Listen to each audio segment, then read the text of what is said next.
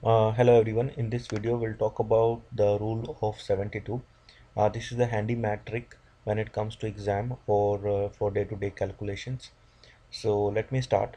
So suppose if we have an investment of I and we want this investment to grow to 2I. So we want our investment to be double and the interest rate in the market is equal to R, right? So we want to know how much time will it take for this investment to be 2 times, and there are certain ways to calculate this, but if you use this trick, the approximate time can be calculated very easily, and the time will be equal to 72 divided by R. So for example, if rate is 10, then time will be equal to 7.2 years. If rate is 20, then time will be equal to 3.6 years. So how this rule works, so let's try to solve this problem in a regular way.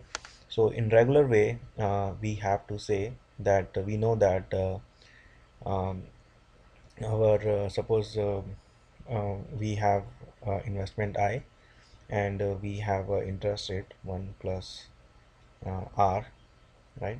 And so we invested for n years, so it will be t here, so that should be equal to 2I, right?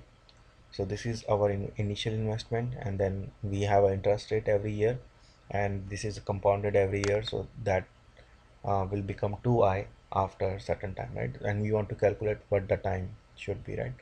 So now if we solve this equation, then so I will be cancelled out by another I, so this will cancel out, and then we have 1 plus R to power t is equal to 2. So further, if you take log on both sides, so it will be t uh,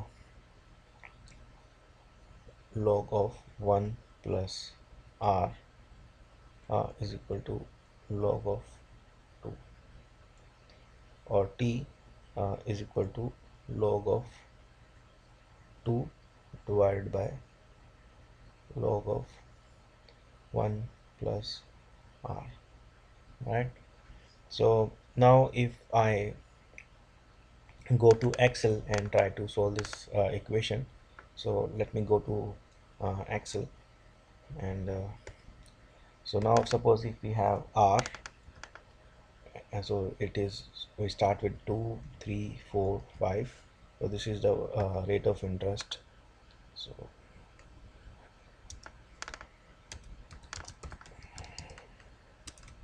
right, and then we have time. So time should be equal to, as we calculated before, log of 2 divided by log of 1 plus uh, by 100, because this is in the percentage, right? So it says 35 years, right? So we can keep doing this, and we can also generate a table for all the r's and these numbers, right?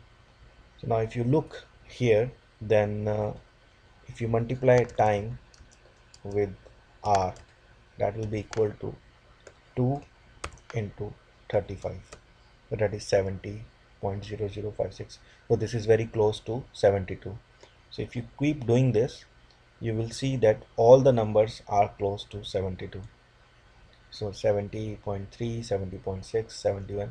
So if we approximate the number to be 72, then all we need to do is, so if I use the same approach, so if I use our trick, then instead of using 70, I'll always 70.005, I will use always 72. So I keep using 72 for all these rates, and then I'll calculate the time. Time will be equal to 72 divided by rate. So now you can see that I get numbers which are very close to the actual time it should be. So it's so suppose here it is 11.89, but here I get 12. Here is 10.244, I get 10.28. So this is a good approximation. Instead of doing this complicated calculation, we can just get approximation using this trick. So I hope this video make sense to you and it's useful, and we'll come up with more tricks in more upcoming videos. Thank you.